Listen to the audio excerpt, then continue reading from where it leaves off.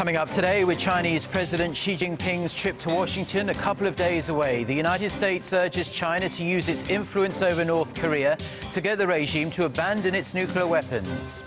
South Korea's exports, a key driving force of the nation's economy, are expected to fall up to 6% this year as growth slows in its biggest customer, China. Plus, as European leaders prepare to meet, Hungary's parliament grants the military the right to use non-lethal force against refugees. Stay tuned for these stories and more.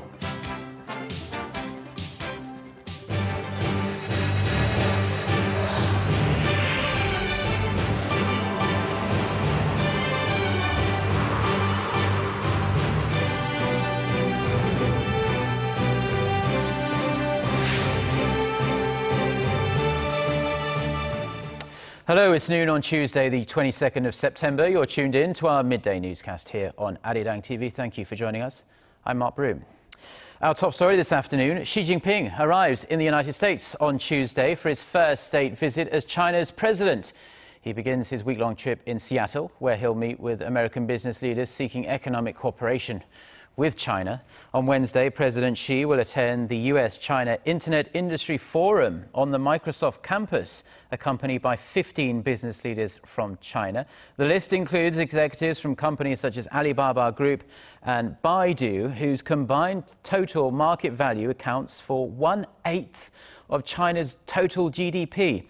The Chinese president's visit is largely seen as an attempt to soothe tension with the US before he meets with President Barack Obama on Friday local time. Mr. Obama is expected to raise sensitive issues such as China's militarization of the South China Sea and its alleged cyber attacks on the US.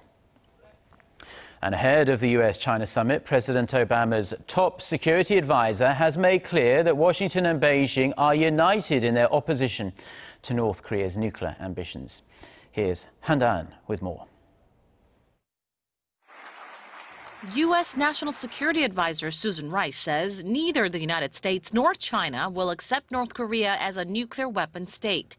Speaking to students at George Washington University on Monday, Rice also reiterated that North Korea should stop developing weapons of mass destruction.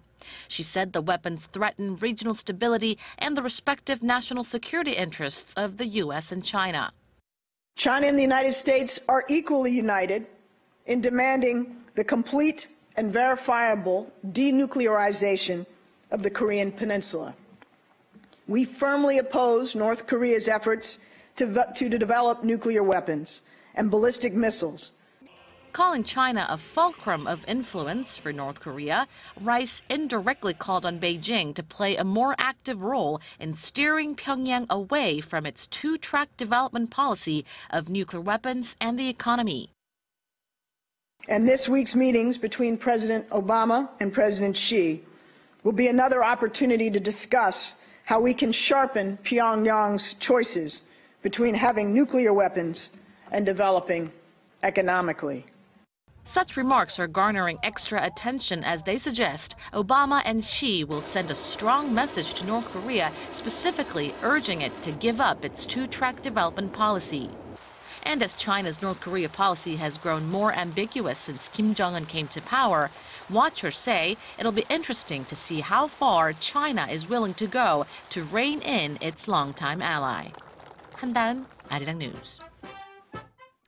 A Russian military expert says North Korea could have up to 50 nuclear weapons in just 5 years' time. Vladimir Yazayev, who is the department head at the CIS Countries Institute, made the prediction on Monday at a debate hosted by Moscow's state-run Russia Today network.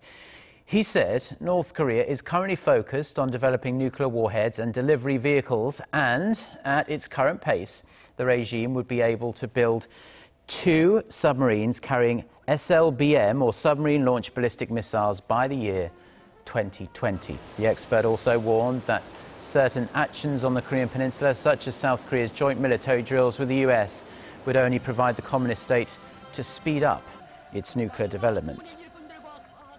Now, despite a landmark inter-Korean agreement last month to expand civilian exchanges, Pyongyang appears reluctant to turn these words into action. A civic group in Seoul said Tuesday that its counterpart in Pyongyang sent a letter saying it cannot participate in a joint celebration of National Foundation Day on October 3rd.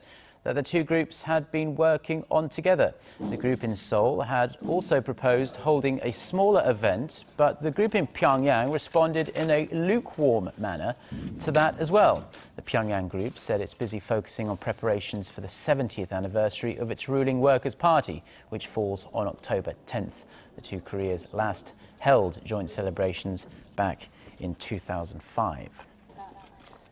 North Korea's human rights record was in focus yet again on Monday at a panel discussion hosted by the UN Human Rights Council. Participants said the international community should work together to address the dire situation and hold accountable those responsible for human rights abuses. Son Jung-in has more. At a panel discussion in Geneva on Monday, the UN Commission of Inquiry said it had regularly reported and adopted resolutions against North Korea for its crimes against humanity, but has yet to see any progress on the issue. The Commission's chairman said it was the obligation of the international community to investigate matters properly to help improve the country's dire human rights situation. Crimes against humanity have been found, and it is not open to the world community to turn away. It is the duty of the world community. Marzuki Darusman, the UN Special Rapporteur on the North, called for the establishment of a system that ensures those responsible for crimes against human rights are held accountable. That could include possible referral to the International Criminal Court. Contributors from other countries, including the US, Japan, and China, all said it was vital the situation in the North be solved immediately. The UN High Commissioner for Human Rights expressed concern, but said the inter-Korean agreement reached last month had raised hopes for progress on some matters, particularly reunions for war-separated families. North Korean officials refused to take part in the discussion. In a separate news conference, they said the meeting had ill-minded political objectives and was the product of a US-led conspiracy. Son Jung-in, Arirang News. Now, more twists and turns in Europe's refugee crisis. Hungary has approved legislation authorizing the government to deploy troops to protect its borders, and this includes the use of non-lethal force. Hungary says its troops will now be permitted to use tear gas, rubber bullets and pyrotechnical devices to stop refugees coming across the border. The legal revision came as Hungary's Prime Minister Viktor Orbán labelled the mass migration of refugees a, quote, brutal threat to Europe. He also said Europe was being, quote, overrun.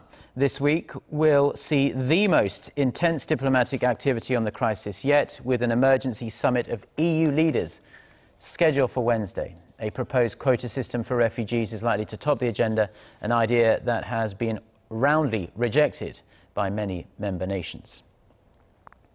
Korean automaker Kia Motors' Sedona has been named the best minivan in the United States, ahead of its Japanese and American rivals. The 2015 Kia Sedona minivan topped an analysis conducted by US-based Pacific Public Broadcasting Services program Motor Week, together with experts from Cars.com, on 5 of the most popular current models. The Sedona was followed by the 2015 Toyota Sienna and Honda Odyssey. They were evaluated on criteria such as technology, features and performance. And this is just the latest win for the Sedona. In July, it won the J.D. Power Automotive Performance, Execution and Layout Award in the minivan segment. Korea's Hyundai Motor Group will soon take full ownership of the site of Korea Electric Power Corporation's former headquarters in Seoul's southern Gangnam district.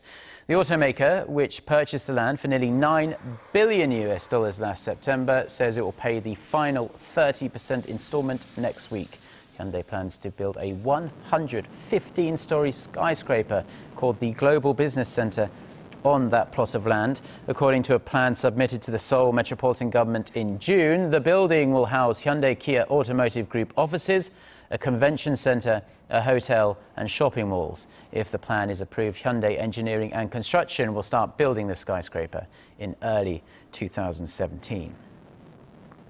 Now, news about Korea's slowing exports isn't anything new, but that situation may be worse than expected, in fact. Local economic institutes are predicting the export decline rate will hit levels not seen since the global financial crisis. Kim Min-ji reports. Korea is expecting its worst report card for exports since the 2008 global financial crisis. Local research institutes are predicting Korea's exports will plunge between 4 and 6% for this year compared to last year. The Bank of Korea has also previously voiced concerns about the country's slowing exports, saying that it poses a threat to Korea's economic recovery. If their predictions come true, it would mark Korea's worst performance since the aftermath of the global financial crisis, when exports tumbled 14% on year.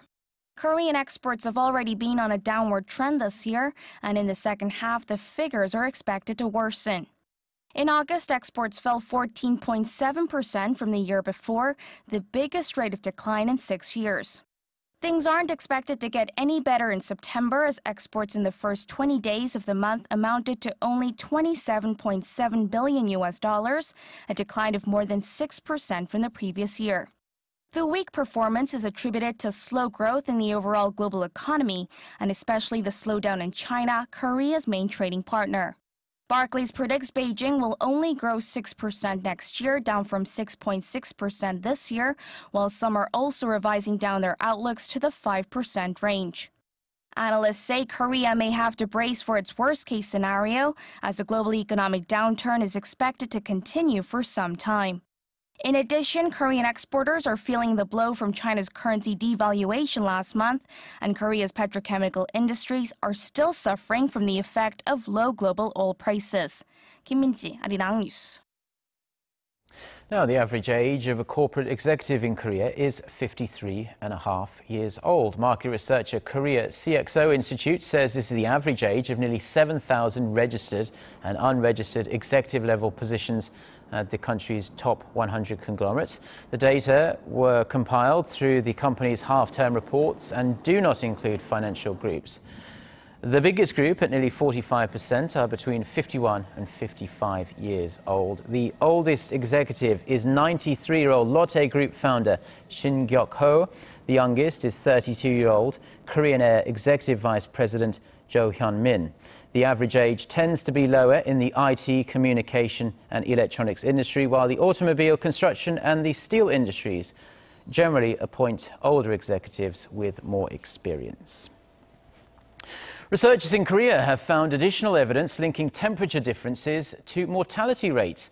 The team from Seoul National University, whose findings were published today in the international journal Science of the Total Environment, found that a 10 degrees Celsius difference in the daily low and high causes mortality rates to rise up to 2.6 times higher than usual. The rise is particularly high for people over the age of 65. Now, the team studied 30 cities in 4 countries, including Korea. For Seoul, when the temperature difference rises by just 1 degree, the mortality rate rises by nearly 0.7%, while the number of deaths caused by respiratory diseases rises by just over 1%. The team advises taking a jacket when going out to better regulate body temperature. The city of Seoul is gearing up for the upcoming Korean harvest holiday, or Chuseok. The city announced today that city bus and subway services will operate on extended hours until 2 a.m. on Sunday and Monday. That is 2 hours later than normal. More taxis and late-night buses will also be running, and express and intercity buses will run more frequently as well.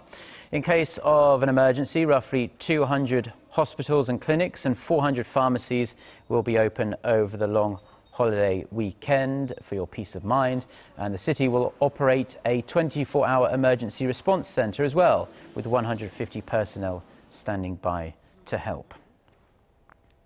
As we just heard there, Korea's Thanksgiving holiday, Chuseok, is just a few days away now, which means everyone's attention turns to one thing, and that is food. One dish that might find its way onto more dining tables this year is blue crab, as local fishermen are reporting some bumper catches.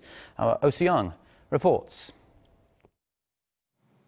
In the wee hours of the morning, a big group of fishermen get ready to board their boats.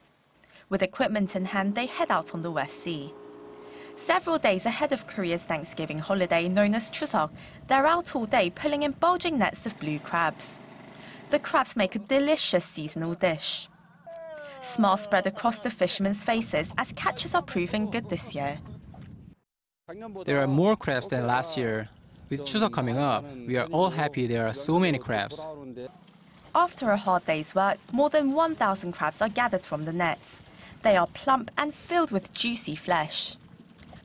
Once the boat returns to port, the crabs are divided into boxes according to their sizes, ready to be taken fresh to the markets. Thanks to the abundant catch this year, households in Korea can enjoy succulent crab-filled dishes at much lower prices this Chuseok. Oh Si-young, Arirang News.